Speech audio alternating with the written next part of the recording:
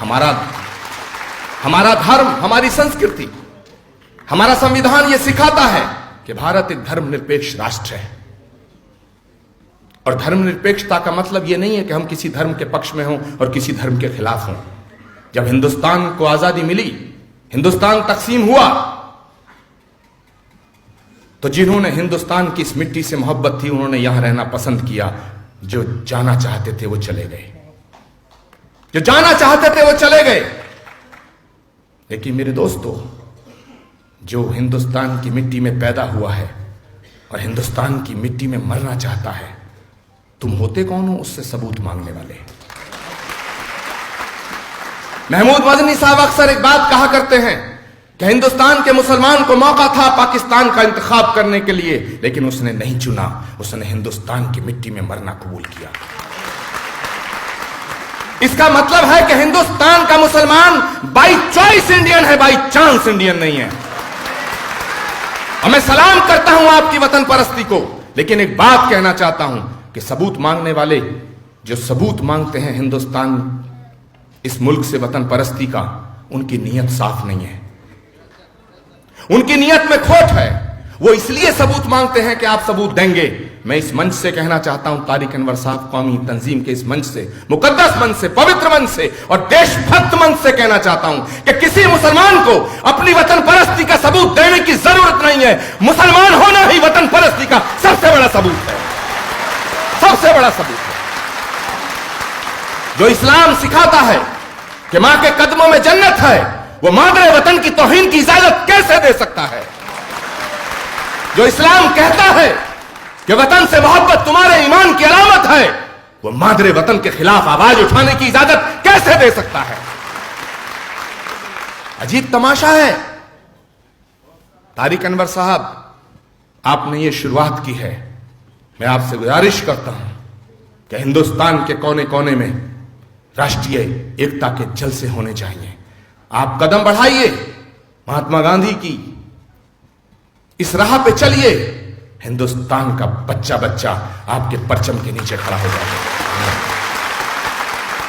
लेकिन साहब, हर नेता को सही मत समझना और हर नेता को गलत मत समझना। ऐसे ही हर महात्मा को साक्षी महाराज मत समझना।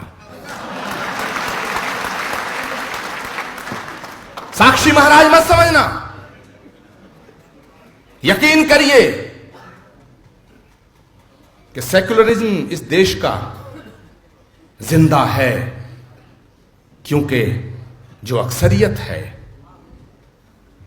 जो इस देश के बहुसंख्यक जिन्हें कहा जाता है, हिंदू जिन्हें कहा जाता है, वो अगर सब कम्युनल हो जाते तो सेक्युलरिज्म कहां जिंदा रहता।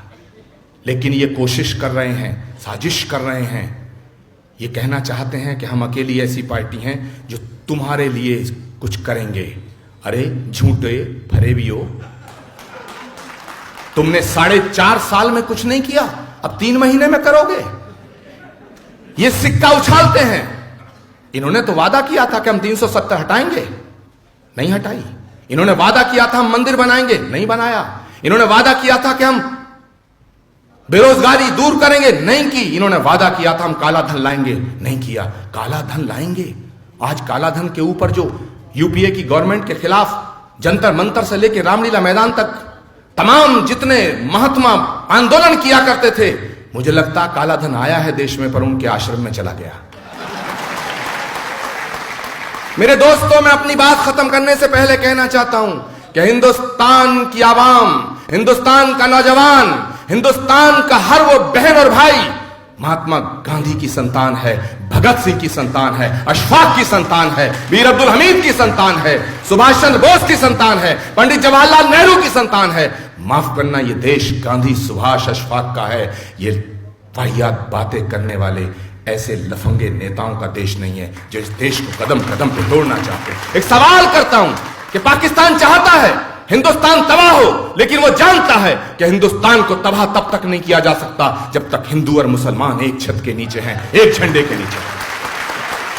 बड़ी जिम्मेदारी से सवाल करता हूं, इसको सोचना कि जो काम पाकिस्तान चाहता है कि हिंदू और मुसलमान इस देश का दुश्मन बन जाए, एक दूसरे का दुश्मन बन जाए, वो कोई काम आईएसआई से नहीं हो पा रहा है, वो इस देश में हुकूमत कर रही पार्टी के नेताओं की रोज बयानबाजी से हो रहा है, बयानबाजी से हो रहा है।